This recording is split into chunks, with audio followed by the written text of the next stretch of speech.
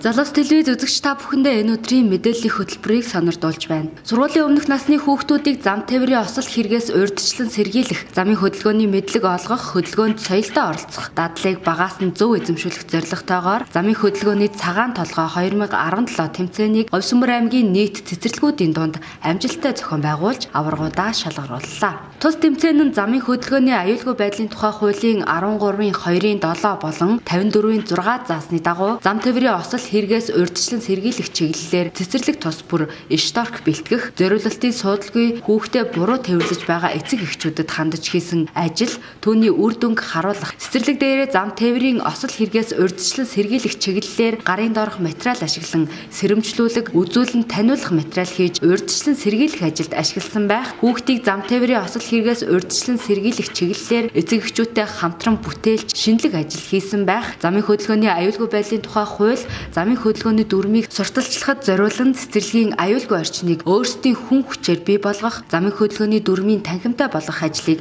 зохион байгуулах, анхны тусламжийн тогтсон боломжтой болгох, аймгийн улаан загалмай хороотой хамтарч ажилласан байх зэрэг гэрийн даалгавар шалгууруудыг тавин цэцэрлэгүүдийг хооронд нь өрсөлдүүлж шилдэгүүдээ тодруулсан юм а. Бага насны хүүхдийг одоо зам тээврийн ослогийн төлөөс урьдчилан сэргийлэх, замын хөдөлгөөний анхаарчны мэдлэг олгох тийм ээ. Цаашлаад одоо замын хөдөлгөөнд соёлтой зөв оролцох иргэн болгонд төлөвшүүлэхэд гол зорилго маань оршиж байгаа. Энэ тэмцээн маань одоо жил бүр зохион байгуулагддаг. Энэ жилийн тухайд бол 5 цэцэрлэгийн 60 хүүхэд оролцлоо.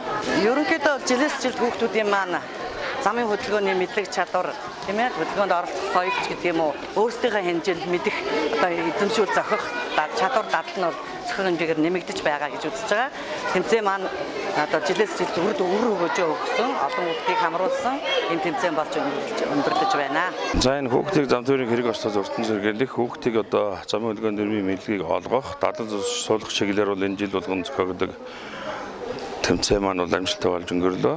За энэ урд урдынхаасаа бол зохиогдож байгаа энэ жилийнх бол арай өөр онцлог байгаа. За юу вэ гэхээр нэгдүгээр гэрийн даалгаврыг бол одоо бүх цэцэрлэгүүд бол одоо нэг дор цуглаж байгаад бие биенийхээ гэрийн даалгаврыг ямар хөө байдлаар яаж хийсэн байна.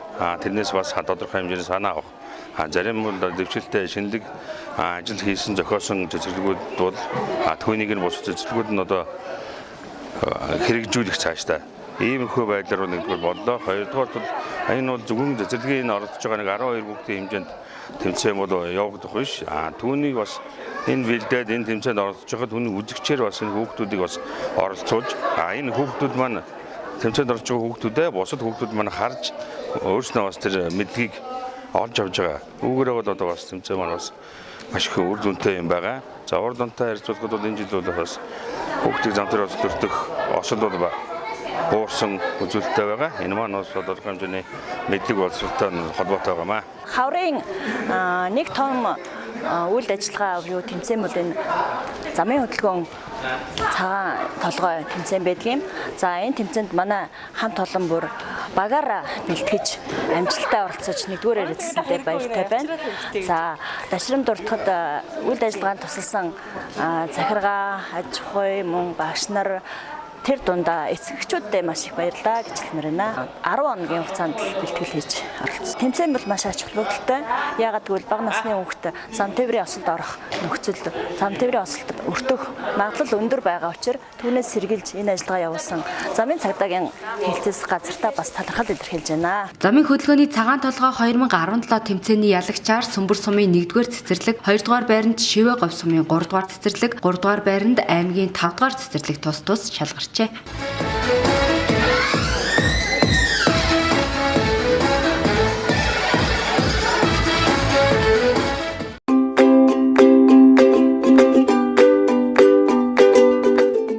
хүүхдээ цэцэрлэг дээр нь буулгаад өгчдөх үү? За. Нэгдүгээр цэцэрлэг. За, миний ингээ суугаа явчих цаа. За. Замын хөдөлгөөний аюулгүй байдлын тухай хуулийн 13-2-7-д эцэг их асран хамгаалагч бүх шатны боловсролын байгууллагын холбогдох албан тушаалтан 10 хүртэлх насны хүүхдийг харгалзах хөнгүүгээ замын хөдөлгөөнд оролцуулахгүй байна.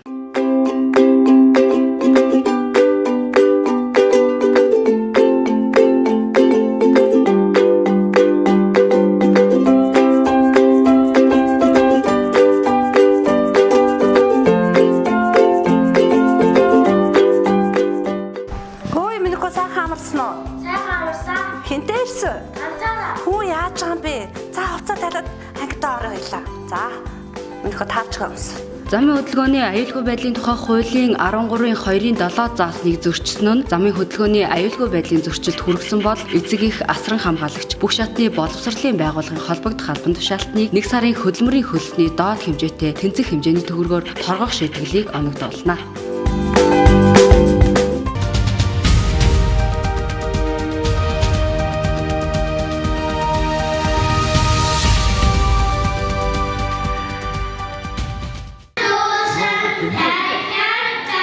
Говьсөнбөр аймгийн ерөнхий боловсролын 5 дугаар сургуулийн 1-р ангийн сурагчид өнөөдөр сургуульд анх орж мэдсэн сурсан эрдэмэ багш эцэг эхчүүдэд тайлгнах үсэглэлийн баяраа хийлээ. Энэ хүчээрсэн эцэг эхчүүд болон өнөөдрийн баяраар тэмдэглэж байгаа хүүхд төрчүүд та бүхэндээ өнөөдрийн баярын мэндийг өргөн төшөөлж байна.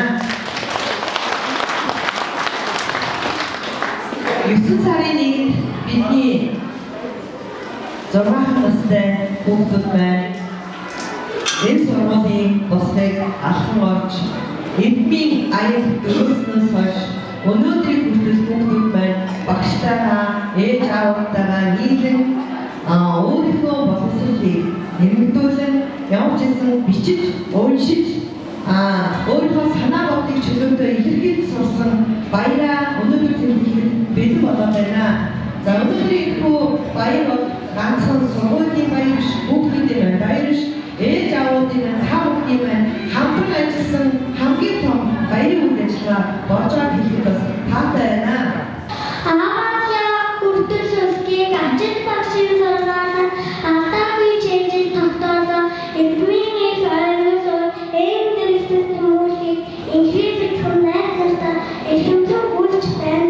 Анхнаар өжил хаваа айдоо хүмүүний işin ажил хоёроо тайлбарлах эдгээр номын ихэл багын шиг өсгөлөө 5 дугаар сургуулийн 3 бүлгийн 100 гаруй сурагчид үсэглэлийн баяраа хийж шилдэгүүдэд тодруулан эцэг их багш нарыгаа баярлуулсан юм а.